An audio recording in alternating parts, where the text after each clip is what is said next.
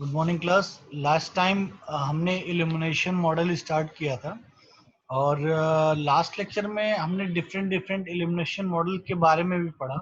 हमने ये भी समझा कि इल्यूमिनेशन बेसिकली क्या चीज़ है। और मैंने आपको लास्ट टाइम ये बताया था कि हम किसी भी ऑब्जेक्ट को दो तरह से देख सकते हैं। जब किसी भी ऑब्जेक्ट को देखने के लिए हमें लाइट की जरूरत होती है, बिना लाइट के हम किसी ऑब्जेक्ट को नहीं देख सकते, ठीक है। तो वो लाइट या तो डायरेक्ट सोर्स लाइट से वो लाइट उस ऑब्जेक्ट पे पड़े तो हम उस ऑब्जेक्ट को देख सकते हैं, या उस सोर्स लाइट से निकलने वाली लाइट किसी अनदर ऑब्जेक्ट से रिफ्लेक्ट होके उस ऑब्जेक्ट पे पड़े जिसे हमें देखना है। तो कहीं ना कहीं हम जिस लाइट से ऑब्जेक्ट को देख पा रहे हैं, हो सकता है उस ऑब्जेक्ट पे पड़ने वाली लाइट डायरेक्ट उस सोर्स लाइट से आ रही हो, या किसी अनदर ऑब्जेक्ट से रिफ्लेक्ट होके उस ऑब्जेक्ट पे आ रही हो, तो ही हम इस ऑब्जेक्ट को देख सकते हैं। तो ऑब्जेक्ट हमें तब दिखाई देता है जब यानी कोई लाइट जो है उस ऑब्जेक्ट पे पड़ती है, और जब ऑब्जेक्ट पे लाइट पड़ती है तो जब उस लाइट का रिफ्लेक्शन उस ऑब्जेक्ट से होता है, तो रिफ्लेक्शन रेज जब हमारे आईज तक पहुंचती है, यू कहें व्यूअर तक पहुंचती है, तो हमें उस ऑब्जेक्ट को हम फील कर पाते हैं, वो ऑब्जेक्ट तब हमें दिखाई देता है। तो मैंने लास्ट टाइम आपको बताया था कि एक टर्म आपको बताया था एम्बिएंट लाइट, ठीक है। तो एम्बिएंट लाइट में वो लाइट ऐसी लाइट जो डायरेक्ट सोर्स लाइट जो डायरेक्ट किसी सोर्स से ना निकल रही हो, ठीक है। कहने का मतलब वो लाइट जो किसी ऑब्जेक्ट पे पड़ रही हो, उस ऑब्जेक्ट पे पड़ने की वजह से हमें वो ऑब्जेक्ट दिखाई दे रहा है, लेकिन वो लाइट डायरेक्ट किसी सोर्स लाइट से नहीं निकल रही है, वो किसी अनदर ऑब्जेक्ट पे जा रही है, उस ऑब्जेक्ट से रिफ्लेक्ट होके तब उस ऑब्जेक्ट पे आ रही है जिसे हमें देखना है, ठीक है, जो हमें दिखाई दे रहा है। तो कहीं ना कहीं उस लाइट की वजह से वो हमें ऑब्जेक्ट दिखाई दे रहा है, लेकिन वो लाइट उस ऑब्जेक्ट पे जब पड़ रही है तो वो डायरेक्ट सोर्स अपने सोर्स से निकल के नहीं पड़ रही है, वो किसी अनदर ऑब्जेक्ट से रिफ्लेक्ट होके उस ऑब्जेक्ट पे पड़ रही है। जब उस ऑब्जेक्ट पे पड़ रही है तो उसका जो रिफ्लेक्शन है, उस रिफ्लेक्शन की वजह से हमें वो ऑब्जेक्ट दिख रहा है। तो एम्बिएंट लाइट मैंने आपको बताया था, एम्बिएंट लाइट के केस में ऑब्जेक्ट जब हमें दिखाई देता है उस समय ऑब्जेक्ट के हर एक सरफेस पे जो इंटेंसिटी होती है वो इंटेंसिटी इक्वल होती है। ऑब्जेक्ट जैसे मान लीजिए रूम में आपके एक चेयर रखा हुआ है और आपके रूम के अंदर सनलाइट नहीं आ रही है, लेकिन सनलाइट आपके रूम के बाहर है, और रूम के बाहर आपकी वो सनलाइट किसी अदर सरफेस से रिफ्लेक्ट हो करके आपके कमरे तक आ रही है, जिसकी वजह से आपके कमरे में रोशनी है, और उसी रोशनी की वजह से आप अपने कमरे में रखी हुई एक चेयर को देख पा रहे हैं। तो कहीं ना कहीं जिस चेयर को आप देख पा रहे हैं, अगर आप ध्यान से देखिए उस चेयर पे हर एक सरफेस पे इक्वल इंटेंसिटी होगी। ऐसा नहीं होगा चेयर में कोई स्पेसिफिक पोर्शन बहुत ज्यादा चमकीला होगा, कोई स्पेसिफिक पोर्शन बहुत ज्यादा डल होगा, नहीं। आपके चेयर का हर एक पोर्शन इक्वल इंटेंसिटी रिफ्लेक्ट करेगा। मतलब किसी स्पेसिफिक पोर्शन में बहुत ज्यादा चमक नहीं होगी और ना ही किसी स्पेसिफिक पोर्शन पे बहुत कम चमक होगी। हर सरफेस के हर एक पोर्शन पे इक्वल इंटेंसिटी होगी। तो कहने का मतलब ये है, जो एम्बिएंट लाइट से जो डिफ्यूज रिफ्लेक्शन होता है, एम्बिएंट लाइट को यूज करके हम जो डिफ्यूज रिफ्लेक्शन फील करते हैं, वो डिफ्यूज रिफ्लेक्शन कहीं ना कहीं सरफेस की डायरेक्शन पे डिपेंड नहीं करता है, और वो कहीं ना कहीं व्यूअर की लोकेशन पे भी डिपेंड नहीं करता। मतलब चेयर को कहीं से भी देखें, आपको बिल्कुल बिल्कुल वैसी इंटेंसिटी हर एक सिचुएशन में दिखेगी। समझ में आ रहा है? आप जिस पोजीशन पर खड़े हैं उसके लेफ्ट में चले जाएं तो भी आप चेयर को देखेंगे तो भी सेम इंटेंसिटी दिखेगी, आप राइट में चले जाएं तो भी आपको सेम इंटेंसिटी दिखेगी। कहने का मतलब ये है, आप किस पोजीशन से अपने उस ऑब्जेक्ट को देख रहे हैं, ये उस ऑब्जेक्ट की उस ऑब्जेक्ट के सरफेस से जो रिफ्लेक्शन हो रहा है लाइट का, उसकी इंटेंसिटी इस पे डिपेंड नहीं करती कि आप किस पोजीशन पे खड़े हैं, ठीक है। और ना ही इस पे डिपेंड करती है कि आपका वो चेयर आपके रूम में किस पोजीशन पे रखा हुआ है, ठीक है। यानी सरफेस की डायरेक्शन और व्यूअर की लोकेशन एम्बिएंट लाइट के केस में इंडिपेंडेंट होती है। इसीलिए आपने एम्बिएंट लाइट के केस में जो डिफ्यूज रिफ्लेक्शन का एक एक्सप्रेशन पढ़ा था, इसमें हम इंटेंसिटी की बात कर रहे थे, उसमें आपने स्टडी किया था। मैं एक्सप्रेशन दोबारा से दिखा देता हूं आपको। उस समय आपने ये देखा था कि intensity of ambient diffuse IAMB means ambient, DIF means diffuse. Diffuse का मतलब होता है फैल जाना, ठीक है, स्कैटर्ड हो जाना, ठीक है। एम्बिएंट मीन्स एक डिफरेंट एक लाइट होती है, एम्बिएंट एक लाइट होती है, और वो अगर वो लाइट अगर किसी सरफेस पर पड़ती है और सरफेस पे पड़ने की वजह से लाइट अगर स्कैटर्ड हो जाती है, रिफ्लेक्ट हो जाती है, और वो जो रिफ्लेक्शन, उस रिफ्लेक्शन की जो इंटेंसिटी हर एक सरफेस पर अगर इक्वल है, तो ऐसे रिफ्लेक्शन को यानी ऐसे डिफ्यूज रिफ्लेक्शन को हम बोलते हैं एम्बिएंट डिफ्यूज रिफ्लेक्शन। क्यों? क्योंकि वो जो लाइट है वो एम्बिएंट लाइट है, किसी सोर्स लाइट से नहीं आ रही वो लाइट। तो उस केस में जो इंटेंसिटी होती है, वो इंटेंसिटी आई इक्वल टू होती है हमारी के डी इंटू आई ए। लास्ट टाइम हमने डिस्कस किया था, तो यहाँ देखिए के डी इंटू आई ए जो लिखा हुआ है, जहां पे आई ए जो है आपकी सरफेस पे पड़ने वाली लाइट की इंटेंसिटी है, आई ए जो है सरफेस पे पड़ने वाली लाइट की इंटेंसिटी है, और के जो है उस सरफेस की इल्यूमिनेशन प्रॉपर्टी पे डिपेंडेंट कांस्टेंट है, ठीक है। तो इन दोनों अगर पैरामीटर्स को अगर देखें के और आई को, जिसको यूज करके हम ambient diffuse reflection capital I को इवेल्युएट कर पा रहे हैं, तो कहीं ना कहीं इस जो capital I ambient diffuse reflection है, ये ना तो आपके सरफेस के डायरेक्शन पे डिपेंडेंट है, इसमें कहीं एंगल का कोई टर्म नहीं आया है, ना तो व्यूअर की लोकेशन पे डिपेंडेंट है। मतलब कहीं से भी देखिए आपको चेयर वैसी ही दिखेगी जैसे उस रूम में रखी हुई है, चाहे आप कमरे की किसी भी पोजीशन पे खड़े हो जाए। एज वेल एज चेयर किस किस तरह से रखी हुई है, चेयर सीधी करके रखी है, उल्टी करके रखी है, आप चेयर को कैसे भी रख दीजिए, ये फर्क नहीं पड़ता है। आप चेयर को किसी भी सिचुएशन में रखें या आप रूम में किसी भी लोकेशन पे खड़े रहें, आपको अपनी चेयर के हर एक सरफेस पे इक्वल इंटेंसिटी फील होगी। तो ऐसे रिफ्लेक्शन को, जिसमें हम एम्बिएंट लाइट को यूज करते हुए डिफ्यूज रिफ्लेक्शन फील करते हैं, ऐसे रिफ्लेक्शन को हम एम्बिएंट डिफ्यूज रिफ्लेक्शन कहते हैं। लास्ट टाइम हमने पढ़ा था, और उसका जो मैथमेटिकल एक्सप्रेशन था वो ये था, आई ambient diffuse equal to K D into आई ए, जहां पे के डी था, के डी जो है उस सरफेस का सरफेस की इल्यूमिनेशन प्रॉपर्टी का कांस्टेंट है, और आई जो है उस सरफेस पे पड़ने वाली एम्बिएंट लाइट की इंटेंसिटी है।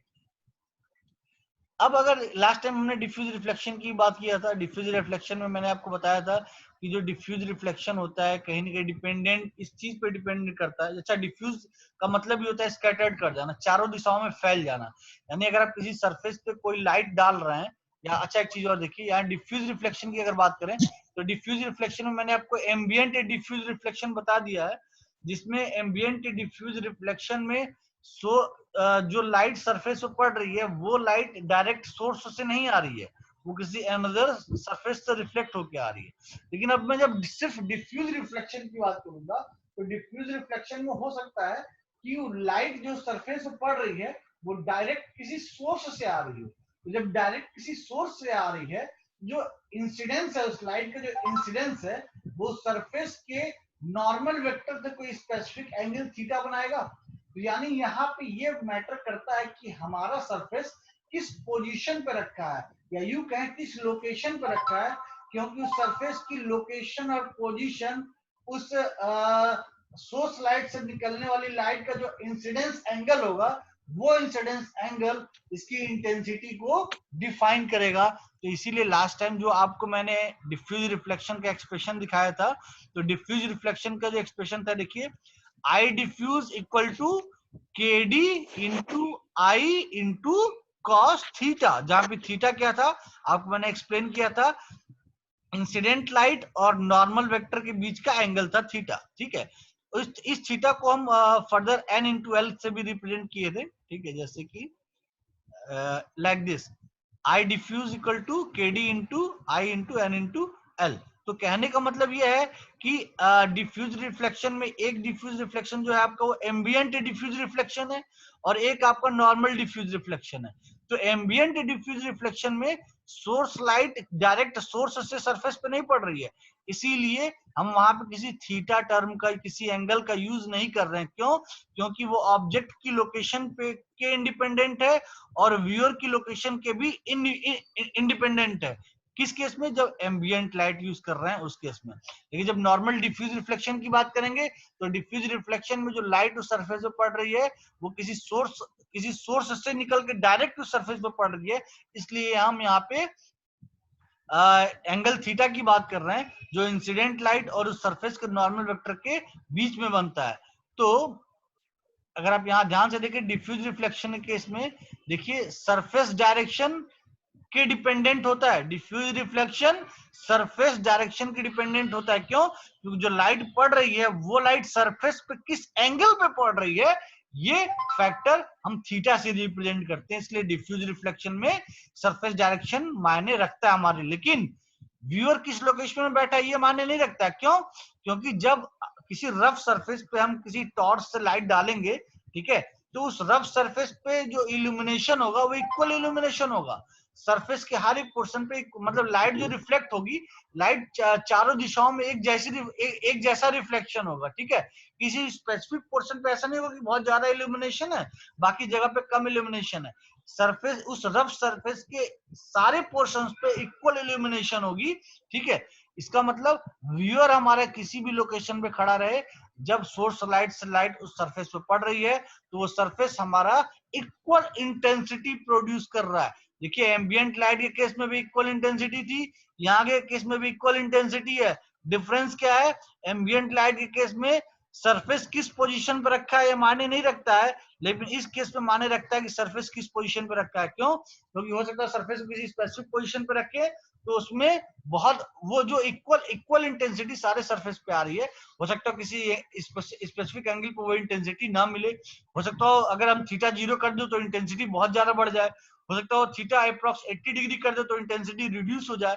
तो कहीं ना कहीं जो लाइट हमारी इंसिडेंट कर रही है उस सरफेस पे, उस इंसिडेंस का एंगल क्या है ये डिफाइन करता है कि डिफ्यूज रिफ्लेक्शन की इंटेंसिटी क्या होगी। तो ये दो चीजें तो हमने लास्ट टाइम कवर किया था, ambient light and diffuse reflection. लेकिन आज जो हम टॉपिक कवर करने जा रहे हैं उसको समझने के लिए इसको रिवाइज करना बहुत जरूरी था। आज का हमारा टॉपिक है स्पेकुलर रिफ्लेक्शन। देखिए स्पेकुलर रिफ्लेक्शन में क्या रहा है, देखिए कोई भी चीज हमें दिखती है, डिपेंड करता है कि उस ऑब्जेक्ट पे जो लाइट पड़ रही है वो लाइट किस एंगल पे पड़ रही है, या यूं कहें कि सरफेस की पोजीशन क्या है, सरफेस किस पोजीशन पे रखा हुआ है with respect to source light. और दूसरी चीज क्या होती है कि व्यूअर हमारा किस लोकेशन पे खड़ा है, मतलब जो व्यूअर की आईज है, उस आईज का जो व्यूइंग वेक्टर है, उस वो व्यूइंग वेक्टर हमारे रिफ्लेक्शन वेक्टर से क्या एंगल बना रहा है। व्यूइंग वेक्टर मतलब देखने की दिशा, और रिफ्लेक्शन वेक्टर मतलब लाइट का उस सरफेस पे पड़ने और उसके रिफ्लेक्ट होने, यानी जो रिफ्लेक्शन वेक्टर है उस रिफ्लेक्शन वेक्टर और व्यूइंग वेक्टर के बीच जो एंगल बन रहा है वो एंगल क्या है, ये इन दोनों चीजों को यूज करके हम स्पेकुलर रिफ्लेक्शन को रिप्रेजेंट करेंगे। तो स्पेकुलर रिफ्लेक्शन को समझने के लिए हम थोड़ा और आगे चलते हैं।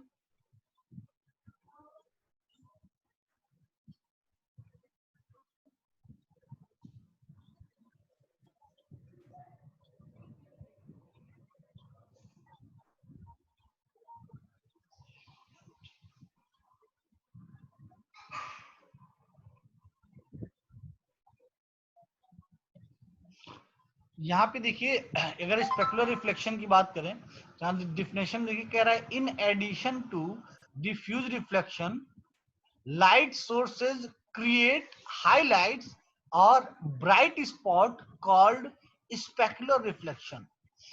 कहने का मतलब ये है, आपने स्टील की कोई एक बॉल ले लीजिए, स्टील की कोई एक बॉल ले लीजिए, ठीक है। उस स्टील की बॉल को आप धूप में रख दीजिए, तो उस स्टील की सारी बॉल जो स्टील की जो बॉल का जो ओवरऑल सरफेस है वो पूरा का पूरा सरफेस यू कहें कि उस जो स्टील का जो स्टील की बॉल का जो सरफेस है, उस स्टील की बॉल के सरफेस से कोई स्पेसिफिक पोर्शन आपको बहुत ज्यादा इल्यूमिनेटेड दिखेगा, जिसमें बहुत ज्यादा चमक होगी, और रिमेनिंग पोर्शन जो है उसमें भी चमक होगी, लेकिन उस स्पेसिफिक पोर्शन के कंपेरेटिवली कम चमक होगी। जैसे आपको यहाँ फिगर में देखिए कि स्टील की बॉल दिख रही होगी, इस स्टील की बॉल के बिल्कुल सेंटर पॉइंट के थोड़ा ऊपर देखिए बहुत ज्यादा व्हाइटनेस दिख रहा है, बहुत ज्यादा ब्राइटनेस दिख रहा है, लेकिन बाकी सरफेसेस पे जो ब्राइटनेस है वो इस पोर्शन के ब्राइटनेस से थोड़ी कम है। तो कहने का मतलब है, in addition to diffuse reflection, जो डिफ्यूज रिफ्लेक्शन में आपने पढ़ा, डिफ्यूज रिफ्लेक्शन में क्या होता था, सरफेस के हर एक पोर्शन पे जो इंटेंसिटी होती थी वो इक्वल होती थी। सरफेस के हर एक पोर्शन पे जो इंटेंसिटी होती थी वो इक्वल होती थी। लेकिन इसमें क्या हो रहा है, सरफेस के हर एक पोर्शन पे इंटेंसिटी इक्वल है, लेकिन किसी एक स्पेसिफिक पोजीशन पे इंटेंसिटी रिमेनिंग सरफेस की इंटेंसिटी से ज्यादा होगी। जैसे कि अगर मैं आपको थोड़ा एक्सप्लेन करता हूं,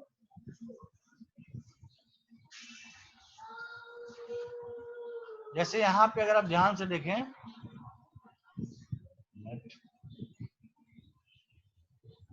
यहाँ पे देखिए ये एक सरफेस दिख रहा होगा आपको, ये रेड वाला लाइन जो एक सरफेस है, ठीक है। इस सरफेस पे देखिए इक्वल इंटेंसिटी है।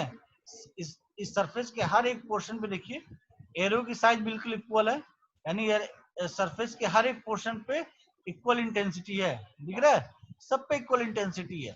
लेकिन इस पूरे सरफेस के किसी एक पोर्शन पे देखिए, इस वाले पोर्शन पे इंटेंसिटी रिमेनिंग सरफेस की इंटेंसिटी से ज्यादा है।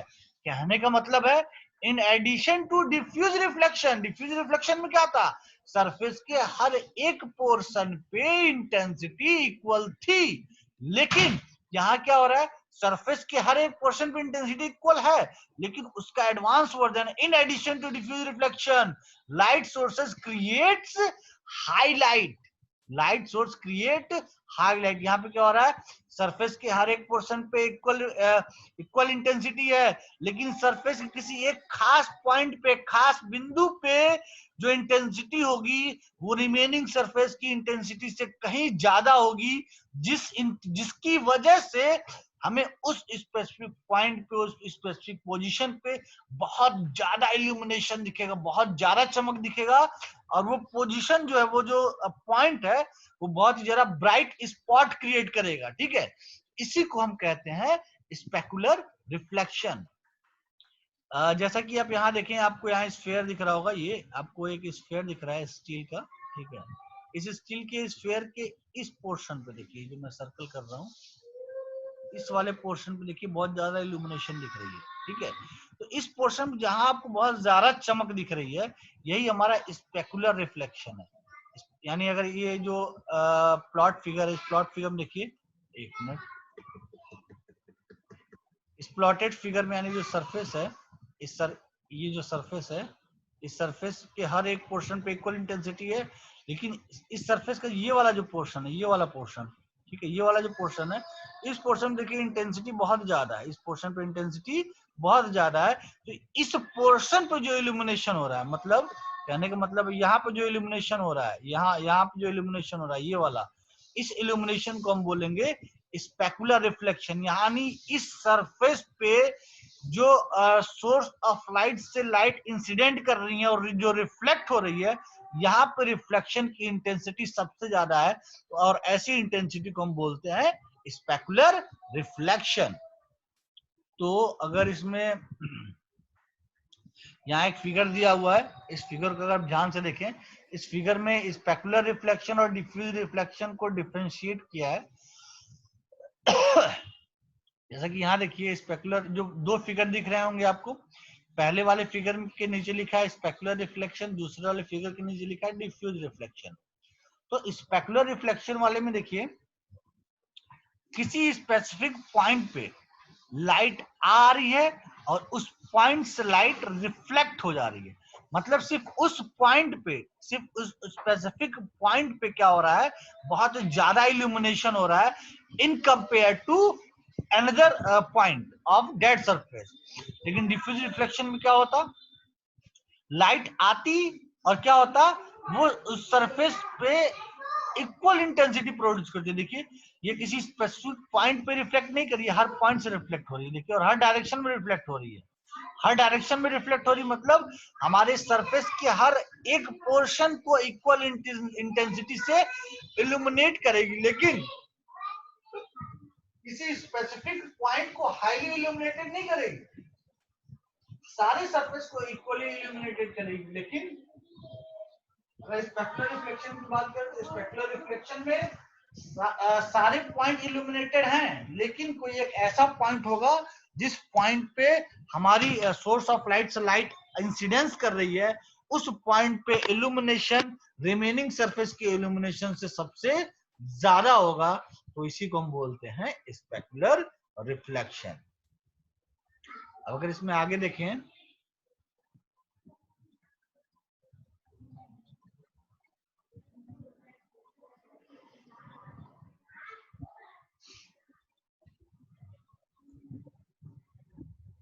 जैसा कि यहाँ आपको यहाँ भी दिखाया गया वही चीज जो मैंने अभी डिफरेंस दिखाया आपको, स्पेकुलर रिफ्लेक्शन किसी स्पेसिफिक पॉइंट पे सोर्स ऑफ लाइट से लाइट इंसिडेंस करती है और वो उस पॉइंट से फिर रिफ्लेक्ट कर जाती है। तो जिस पॉइंट पे लाइट आई और वहां से रिफ्लेक्ट हुई, इस पॉइंट की जो इंटेंसिटी होगी, जो रिफ्लेक्शन लाइट की इस पॉइंट, जो लाइट यहाँ से रिफ्लेक्ट कर रही है, उस रिफ्लेक्टेड लाइट की जो इंटेंसिटी होगी उसको हम बोलते हैं स्पेकुलर रिफ्लेक्शन। ठीक है, और वो रिफ्लेक्शन जो होगा, उस रिफ्लेक्शन की जो इंटेंसिटी होगी रिमेनिंग सरफेस की इंटेंसिटी से सबसे ज्यादा होगी। अगर हम एग्जांपल्स की बात करें कि स्पेकुलर रिफ्लेक्शन से क्या क्या एग्जांपल हो सकते हैं, जैसे कि मेटेलिक सरफेस ले लें, ठीक है, कोई मिरर ले लें, ठीक है, कोई शाइनी सरफेस ले लें, गोल्ड ले लें, सिल्वर ले लें, इन सभी में गोल्ड में देखिए, गोल्ड को अगर आप एक बल्ब के नीचे रख दीजिए तो गोल्ड का हर एक सरफेस इक्वली इल्यूमिनेटेड नहीं होता है। गोल्ड का हर एक सरफेस इक्वली इल्यूमिनेटेड होता है, लेकिन कोई एक स्पेसिफिक पॉइंट ऐसा होगा जहां पे आपको बहुत ज्यादा चमक दिखाई देगी। गोल्ड का हर एक सरफेस बहुत ज्यादा नहीं चमकता है, गोल्ड का हर एक सरफेस हाईली इल्यूमिनेटेड नहीं होता है, लेकिन गोल्ड का हर एक सरफेस इल्यूमिनेटेड होता है। लेकिन कोई एक स्पेसिफिक पॉइंट गोल्ड का ऐसा होगा जो हाईली इल्यूमिनेटेड होगा, उसी स्पेसिफिक पॉइंट पे जो रिफ्लेक्शन प्रोड्यूस हो रहा होगा, उस रिफ्लेक्शन को हम बोलेंगे स्पेकुलर रिफ्लेक्शन। और रिमेनिंग सरफेसेस पे जो इंटेंसिटी है, जो कि इक्वल है, जो इक्वली गोल्ड को इल्यूमिनेट कर रही है, उसको हम बोलेंगे डिफ्यूज रिफ्लेक्शन। तो डिफ्यूज रिफ्लेक्शन का मतलब आप ये समझिए, सोर्स ऑफ लाइट से निकलने वाली लाइट की वजह से अगर उस सरफेस पे इक्वल इल्यूमिनेशन हो रहा है सारे सरफेसेस पे, तो उसको हम बोलेंगे डिफ्यूज रिफ्लेक्शन। और सोर्स ऑफ लाइट से निकलने वाली लाइट उस सरफेस पे डायरेक्ट पड़ रही है, और जिस पॉइंट पे पड़ रही है उस पॉइंट की वजह से उस पॉइंट पे जो हाईली इल्यूमिनेशन प्रोड्यूस होता है, यानी जो रिफ्लेक्शन रेज बाहर निकलती है, उस रिफ्लेक्शन की जो इंटेंसिटी होती है वो हाईली इंटेंसिटी होती है, और इस रिफ्लेक्शन को हम बोलते हैं स्पेकुलर रिफ्लेक्शन। अब जैसे कि यहाँ देखिए स्पेक्ट्रल, यहाँ पे आपको एक फिगर दिखाया गया है। इस फिगर में आपको एक ब्लू कलर का सरफेस दिख रहा होगा। ब्लू कलर के सरफेस के परपेंडिकुलर एक नॉर्मल वेक्टर है जो कि डॉटेड लाइन से बनाया हुआ है, डॉटेड लाइन से बनाया हुआ है, एक परपेंडिकुलर लाइन है जो कि सरफेस के परपेंडिकुलर है। उसको हम नॉर्मल वेक्टर एन बोल रहे हैं। ठीक है, इसको मैं फिगर कॉपी करके आपको एक्सप्लेन करता हूँ तो ज्यादा अच्छा समझ में आएगा।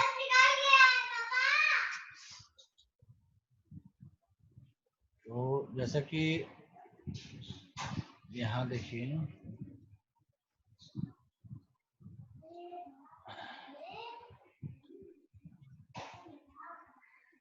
ये आपका सरफेस है, देखिए ये जो है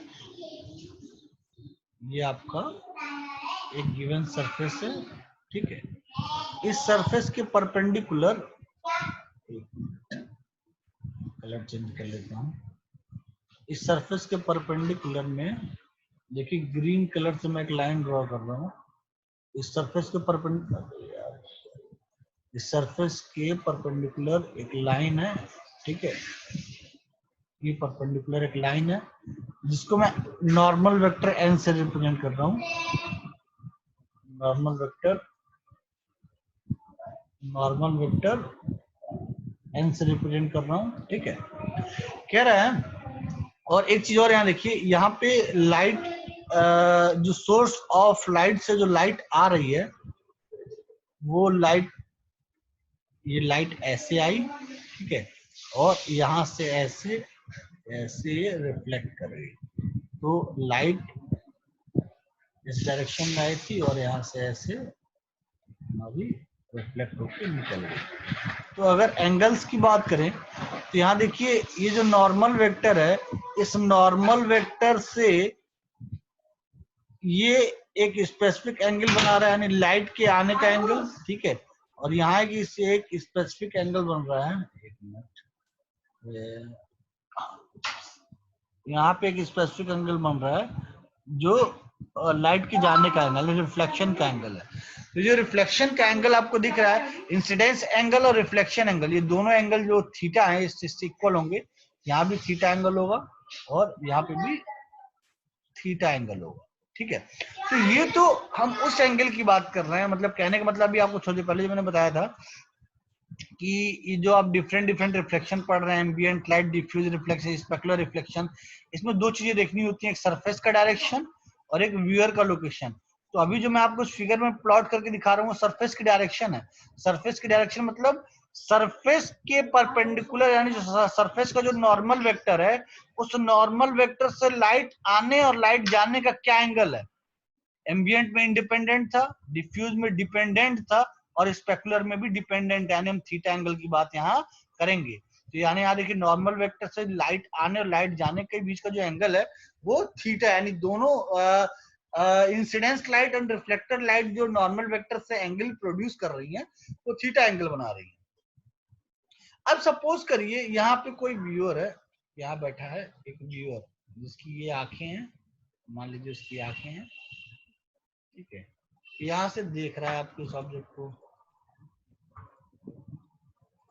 ऐसे जो है देख रहा है, ठीक है। तो अब जब ये व्यूअर यहाँ से ऐसे देख रहा है तो इस व्यूअर का जो व्यूइंग वेक्टर है, जो व्यूइंग वेक्टर होगा इस डायरेक्शन में होगा, लाइक दिस होगा। तो इस व्यूइंग वेक्टर और इस रिफ्लेक्शन वेक्टर, दिस वन, और इस रिफ्लेक्शन वेक्टर यानी दिस वन, ये हमारा आर वेक्टर हो गया और ये हमारा वी वेक्टर हो गया, व्यूइंग वेक्टर। तो इस आर वेक्टर और वी वेक्टर के बीच का जो एंगल होगा, ये angle, this angle is alpha. Okay, अब ये अल्फा डिसाइड करेगा, ये अल्फा डिसाइड करेगा कि उस स्पेसिफिक सरफेस की इंटेंसिटी क्या होगी। इंटेंसिटी मतलब उस स्पेसिफिक सरफेस पे, उस स्पेसिफिक शाइनी सरफेस पे जहां पे सोर्स ऑफ लाइट आके इंसिडेंस कर रही है, वहां की जो इंटेंसिटी, जो रिमेनिंग सरफेस की इंटेंसिटी से हाईली है, जिसको हम स्पेकुलर रिफ्लेक्शन बोल रहे हैं, उसकी इंटेंसिटी क्या होगी। इसके लिए यहाँ देखिए हमने दिखाया, यहाँ पे आपके फिगर में दिख रहा होगा,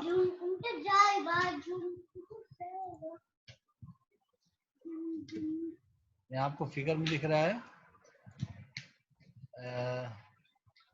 देखिए एक ऑब्जेक्ट रखा हुआ है जिसमें देखिए सर्कल बना हुआ है, सर्कल के बीच बीच ऑब्जेक्ट लिखा हुआ है, ठीक है। इस ऑब्जेक्ट से आप देखिए राइट हैंड साइड में एक एरो जा रहा है जिसपे लिखा है वी, यानी व्यूइंग वेक्टर। आप उस व्यूइंग वेक्टर के इन पोजीशन पे आप समझ सकते हैं, वहां एक कैमरा रखा है, या आप ये ज्यूम कर लीजिए वहां पे कोई एक ह्यूमन बीइंग खड़ा हुआ है, ठीक है, जिसके व्यूइंग डायरेक्शन को हम व्यूइंग वेक्टर से रिप्रेजेंट कर रहे हैं। और हमारी जो इस सरफेस का जो नॉर्मल वेक्टर है कैपिटल एन से रिप्रेजेंट किया गया है। सोर्स ऑफ लाइट देखिए येलो कलर का छोटा सा डॉट दिख रहा होगा आपको, वो सोर्स ऑफ लाइट है, जहां से लाइट निकल रही है, वो लाइट निकल के इस सरफेस पे इंसिडेंस कर रही है। तो इस नॉर्मल वेक्टर और सरफेस पे लाइट के आने के बीच का जो एंगल है, दिस वन, मैं मार्कर सेलेक्ट कर लेता हूँ पहले, ये जो एंगल है, ये एंगल थीटा है, ठीक है। तो आप ये जानते हैं सरफेस पे लाइट जिस एंगल पे इंसिडेंस करती है उसी एंगल पे रिफ्लेक्ट भी करती है with respect to normal vector. तो ये भी एंगल क्या होगा, रिफ्लेक्शन वाला एंगल क्या होगा, ये भी थीटा हो जाएगा। अब हमें रिफ्लेक्शन वेक्टर पता है, this one is reflection vector, this is our reflection vector capital R, and this is our viewing vector capital V. So there is a angle between reflection vector and viewing vector, that is alpha, that is alpha angle, ठीक है। तो अब अब चूंकि हमारे हमने starting में आपको यहाँ बताया था कि यहाँ अगर आप ध्यान से देखें, मैंने एम्बिएंट लाइट केस में बताया था कि सरफेस की पोजीशन मायने नहीं रखती, इंडिपेंडेंट है, व्यूअर की लोकेशन इंडिपेंडेंट है। डिफ्यूज रिफ्लेक्शन केस में देखिए, डिफ्यूज रिफ्लेक्शन का जो इक्वेशन था I इंटू के इंटू कॉस थीटा था। कॉस थीटा मतलब सरफेस पे लाइट किस एंगल पे पड़ रही है, यानी सरफेस की लोकेशन मायने रखती है, इसीलिए सरफेस डायरेक्शन डिपेंडेंट है, ठीक है। लेकिन व्यूअर की लोकेशन की बात ही नहीं किया था हमने डिफ्यूज रिफ्लेक्शन में। हमने कहा था डिफ्यूज रिफ्लेक्शन में आप कहीं से भी खड़े रहिए सरफेस इक्वली इल्यूमिनेटेड दिखेगा, लेकिन स्पेकुलर रिफ्लेक्शन में आप अपनी लोकेशन चेंज कर दीजिए, जो हाईली इल्यूमिनेटेड पोजीशन में बदलता चला जाएगा। समझ में आ रहा है? आप जैसे सपोज करें आप किसी स्पेसिफिक पोजीशन पर खड़े हैं, आपको आपने कोई एक गोल्ड का बिस्किट, आपने गोल्ड का एक बिस्किट देख रहे हैं, तो गोल्ड के बिस्किट पे किसी स्पेसिफिक पॉइंट पे आपको हाईली इल्यूमिनेशन दिखेगा, लेकिन आप अपनी लोकेशन चेंज कर दीजिए, वो हाईली इल्यूमिनेशन पॉइंट भी चेंज हो जाएगा। कहने का मतलब है स्पेकुलर रिफ्लेक्शन में व्यूअर की लोकेशन बहुत मायने रखती है, इसीलिए हम अपने एक्सप्रेशन में यहाँ पे अल्फा को कंसीडर करेंगे। तो यहाँ पे देखिए इस एक्सप्रेशन में मैंने आपको दिखाया कि this one is alpha, okay. तो अब अगर इंटेंसिटी की बात करें, स्पेकुलर रिफ्लेक्शन इंटेंसिटी की अगर बात करें, तो उस स्पेकुलर रिफ्लेक्शन इंटेंसिटी को रिप्रेजेंट करने के लिए हम कुछ ऐसा एक्सप्रेशन लिखेंगे, ठीक है, जहां पे I equal to I P into K S into cos alpha K power n। यहाँ पे n क्या है, n का मतलब आप ये समझिए कि कितने डिफरेंट लाइट्स आप यूज कर रहे हैं। सपोज करिए आपने जो लाइट यूज किया उस लाइट में 3 कलर है, हियर n इक्वल टू 3, ठीक है। और एलपी क्या है, आईपी क्या है, हमारा लाइट की इंटेंसिटी, जो लाइट इंसिडेंस कर रही है उस लाइट की इंटेंसिटी क्या है। अल्फा क्या है, अल्फा वो एंगल है जो व्यूइंग वेक्टर और रिफ्लेक्शन वेक्टर के बीच में प्रोड्यूस हो रहा है, जो व्यूइंग वेक्टर और रिफ्लेक्शन वेक्टर के बीच में प्रोड्यूस हो रहा है वो हमारा क्या है, एंगल अल्फा है। और केएस क्या है, केएस हमारे उस सरफेस की यू कह ले कि रिफ्लेक्शन प्रॉपर्टी को रिफ्लेक्ट कर रहा है, जिसको हम स्पेकुलर रिफ्लेक्टिविटी भी कह रहे हैं यहाँ पे, जिसको हम कांस्टेंट केएस से रिप्रेजेंट कर रहा है। तो अगर इन सारे पैरामीटर्स को अगर यूज करके स्पेकुलर रिफ्लेक्शन की इंटेंसिटी का अगर एक्सप्रेशन लिखे, तो that expression will be I equal to I P into K S into cos alpha to the power n। और यहाँ n क्या है, नंबर ऑफ कलर्स या नंबर ऑफ लाइट्स कह लीजिए, कि आपके सोर्स पॉइंट से कितनी तरह की लाइट्स निकल रही हैं, ठीक है। तो ये हमारा हो गया स्पेकुलर रिफ्लेक्शन। Thank you.